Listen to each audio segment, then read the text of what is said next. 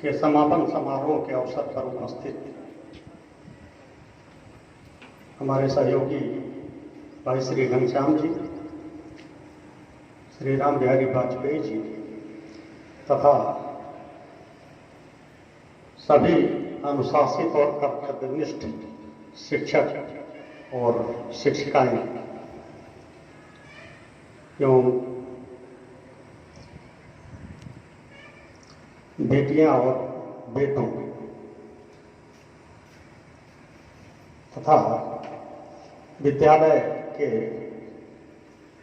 सभी कर्मचारीगण, इस वर्ष पहली बार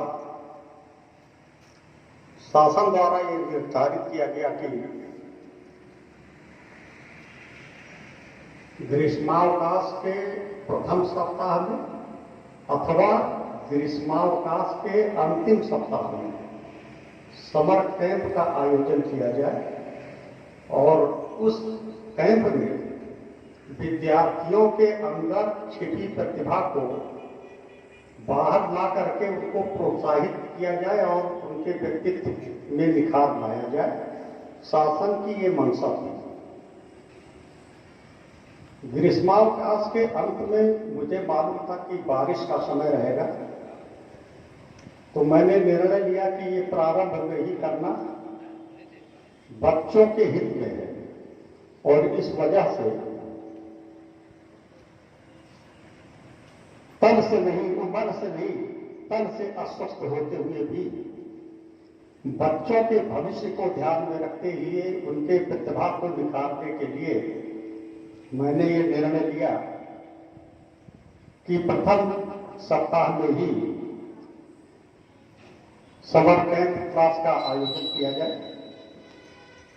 इसके लिए मैं अपने यहाँ उपस्थित शिक्षक और शिक्षिकाओं को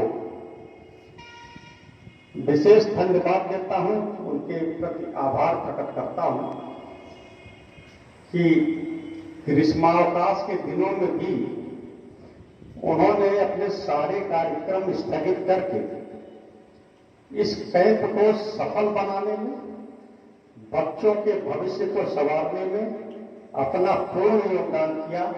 उनकी जितनी भी प्रशंसा की जाए वो कम है। मैं हृदय से उनके प्रति आभार प्रकट करता हूं और ईश्वर से उनके उज्जवल भविष्य की कामना करता हूं।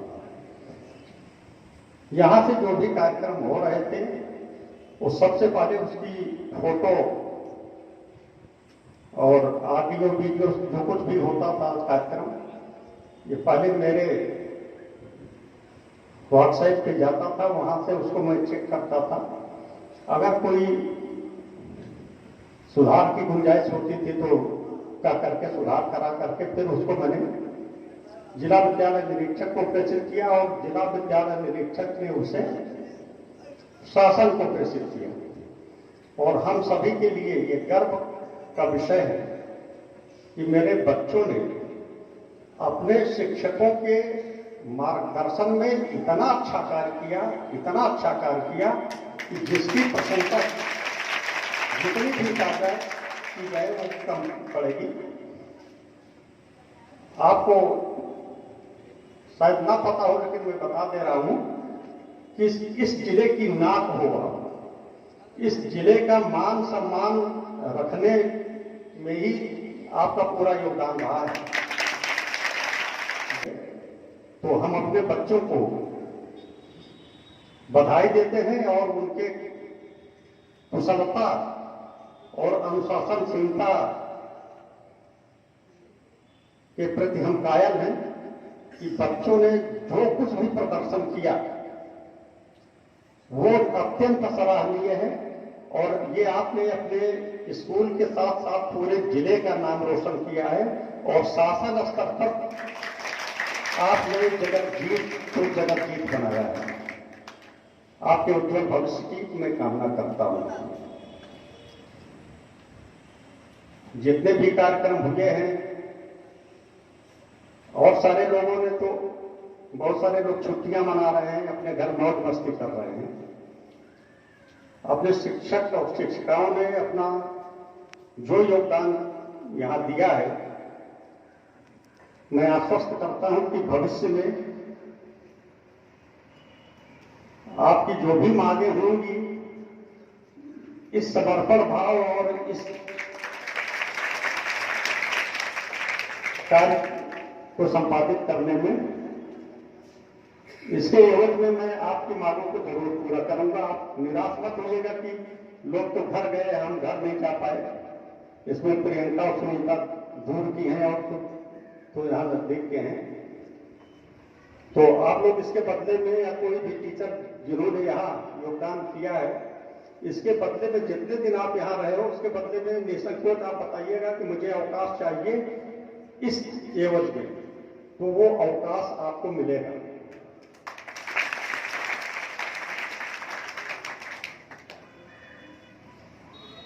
जो भी कार्यक्रम आपने किया है, अभी मैंने प्रदर्शनी देखी, व्हाट्सएप पे भी सारे कार्यक्रम में देखता ही रहता था, तो आपकी वजह से मैं और जल्दी स्वस्थ हो गया, क्योंकि मन प्रसन्न होता है ना, तो सारे लोग अपने आप भाग जाते हैं। मैं यहां 25 तारीख को ही आ गया था और डॉक्टर ने मुझे 15 दिन का पूर्ण बेड रेस्ट बताया है, लेकिन उसके बावजूद मैं अपने को रोक नहीं सका कि अपने बच्चों के बीच और अपने शिक्षकों के बीच मुझे जाना चाहिए, और मैं यहां आपके सामने उपस्थित हूं। आप मुझे बिल्कुल ना तो बीमार समझें और ना ही कमजोर समझें। जहां भी मेरी जरूरत पड़ेगी, आपके भविष्य को संवारने के लिए, इस विद्यालय की गरिमा को बनाए रखने के लिए, अपने शिक्षकों और कर्मचारियों के सम्मान के लिए, तो मैं हमेशा तत्पर रहूंगा। मन से मैं कभी भी न कमजोर हूं और न अस्वस्थ हूं, आप ये विश्वास रखिए। कार्य के प्रति यदि आप में दृढ़ता है तो आपको कोई रोक नहीं सकता, और वो ऊर्जा आपके अंदर हमेशा भरी रहेगी, और आप अपने दायित्वों के निर्वहन में हमेशा सफल रहेंगे, ऐसा मेरा मानना है। बच्चों ने यहां आकर के कभी कभी मैं अपने घर में मजाक करता था कि देखो इतनी संख्या में बेटियां हैं और बेटे हैं, लगता है कि इनको अच्छा मौका मिल गया मौज मस्ती करने का, कि घर छोड़ करके आकर के यहां खूब मौज मस्ती कर रहे हैं। जाहिर बात है कि शिक्षण कार्य की अवधि में जो आपने किया वो संभव नहीं है, क्योंकि एक तो भीड़ जाते हैं, फिर आपको पढ़ना भी है, तो कुछ इस तरह का है कार्यक्रम की कभी अर्धवार्षिक परीक्षा, तो वार्षिक परीक्षा, प्री बोर्ड परीक्षा, प्रैक्टिकल, ये वो, फिर उसी में बरसात, फिर तगड़ी धूप, ये तमाम ऐसी बाधाएं होती है जिसके लिए हम चाह करके भी आपको समय नहीं दे पाते। तो ये अच्छा अवसर रहा आपको मौज मस्ती करने का भी। हमने देखा बेटियां डांस भी बहुत अच्छा कर रही थी, देख रहा था मैं, लेटे लेटे अस्पताल से ही मैं सब कुछ देख रहा था, मुझे बहुत अच्छा लग रहा था। तो आप लोगों ने जो कुछ अपने शिक्षकों से सीखा है वो भुला मत दीजिएगा, उसको और बढ़ाए रखने के लिए अभ्यास की जरूरत है, अभ्यास करते रखिएगा। एक प्रशिक्षण आपको शायद नहीं दिया गया होगा, खाना बनाने का नहीं दिया गया, ये मैं आपको आपके गुरु को बताता हूं कि किस गुरु से ये आपको सीखना है, अपनी मां से या अपनी बड़ी बहन से, इसको जरूर सीख लीजिएगा। कारण यह है कि मैं तो बाहर कक्षा पास करने के बाद और 16 साल तक मैंने अपने हाथ से खाना बनाया, खाया है, बर्तन साफ किया, झाड़ू लगाया। अगर ये आपको नहीं आता है तो बाद में चल के आपको बहुत परेशानी का सामना करना पड़ सकता है, क्योंकि ये चीजें आपको नहीं आती है तो बाहर या दूसरे पर डिपेंड रहेंगे जब आप, तो वही अस्वस्थता का कारण बनेगा। हमारी एक सबसे छोटी बेटी है, अभी दिल्ली यूनिवर्सिटी में पढ़ रही है, तो खाना बनाना सीखा तो है, लेकिन उसकी रुचि उतनी नहीं है। तो दिल्ली यूनिवर्सिटी में एग्जाम दे रही थी और जैसे ही 1 हफ्ते के गैप पे घर भाग आ रही थी, इस नाते कि खाना बनाना आता नहीं, बाहर का खाना पसंद नहीं। तो ऐसी स्थिति में फिर शरीर कमजोर होगा, शरीर कमजोर होगा तो आपका मस्तिष्क कमजोर होगा, फिर आपका कार्य प्रभावित होगा। तो यदि आप अपना कार्य बहुत अच्छे से संपादित करना चाहते हो, अपने अनुकूल सारे कार्य चाहते हो, अपने सपनों को साकार करना चाहते हो, तो आपको ऑलराउंडर बनना पड़ेगा। ठीक है? इस वजह से मैं आपको बताता हूं कि आप अपने बड़ी बहन ज्यादा उपयुक्त रहेंगे कि मां तो क्योंकि पुराने जमाने की है, उसकी नए जमाने की होगी, तो अपने अनुसार तो बहुत कुछ चेंज हुआ है ना। तो बड़ी बहनें कुछ ज्यादा जानती होंगी, बहुत अच्छा सिखाएंगी आपको। तो खाना बनाना और सफाई करना, कमरे को सजाना, सामानों को किस तरह से मकान में एडजस्ट किया जाए, ये सब सारी चीजें आपकी बहनें गूगल से सर्च करके या यूट्यूब के लिए करके खुद बता सकती हैं या आप खुद समझ सकते हो। तो ये सारी चीजें भी आपको सीखनी है, चाहे वो लड़का हो चाहे लड़की हो। तो बहुत अच्छा आपने किया। संस्कार सबसे बड़ी चीज होती है, आपके संस्कार बहुत अच्छे होने चाहिए। अभी वाजपेयी जी बता रहे थे कि ये विद्या बता रही थी कि वाजपेयी जी ने बताया कि भाषा का जो प्रयोग आप आसपास से सीख करके करते हो नहीं करना चाहिए। तो बेटे पर्यावरण का असर तो पड़ता ही पड़ता है। जाड़े में जब ठंडी पड़ेगी ना तो ठंडी लगेगी। तो जिस पर्यावरण में, जिस परिवेश में, जिन परिस्थितियों में आप रहते हो उससे बच के नहीं जा सकते हो।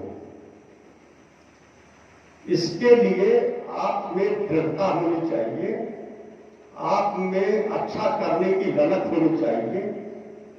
मैं बार बार कहता हूं कि सार को कहीं नहीं थोथा कहीं हुआ, कबीरदास का दोहा है ना कि जो आप के व्यक्तित्व को निखारे, आपके सम्मान को बढ़ाए, उन चीजों को आप ग्रहण कर लो। शेष चीजें जो आपके काम की नहीं है, जो आपके करियर के लिए सही नहीं है, जो आपके समाज के लिए सही नहीं है, जो आपके देश के लिए सही नहीं है, आपके परिवार के लिए सही नहीं है, उसको आप समझ लो कि सुना ही नहीं। अगर किसी ने कुछ कहा भी तो उसको कहो अरे पागल है, आप उसको नकार दो। और जो काम की चीजें हैं उसे आप आत्मसात करो, तो निश्चित रूप से आप हर जगह सम्मान पाओगे, आप अपने सपनों को पूरा कर सकोगे और जहां भी जाओगे वहां आपका नाम आपके आड़ में लिया जाएगा। सामने तो सब कोई आपका नाम लेंगे, अगर आड़ में आपके व्यक्तित्व की बखान कोई करे, आपकी प्रशंसा करे, तभी आपका जीवन सफल है। तो हमें ऐसे ही कार्य करने चाहिए जिससे कि हमारे ना रहने पर, हमारे अनुपस्थिति में लोग हमें याद करें, हमारे व्यक्तित्व को सराहें। इसी में हमारी सबसे बड़ी सफलता है। अधिक समय न लेकर के मैं आप सबके भविष्य के प्रति ईश्वर से उज्जवल भविष्य की कामना करता हूं और बहुत बहुत बधाई देता हूं कि आपने समर कैंप क्लास में उपस्थित होकर के बहुत कुछ सीखा है और सीख करके समाज में एक कुछ नया देने का प्रयास आप करेंगे। इन्हीं शब्दों के साथ मैं पुनः अपने कर्मचारियों और अपने शिक्षकों के प्रति आभार व्यक्त करते हुए आप सबके भविष्य की उज्जवल भविष्य की कामना करते हुए अपनी वाणी को विराम देता हूं। जय हिंद, जय भारत, जय विद्यार्थी, जय। बहुत बहुत धन्यवाद।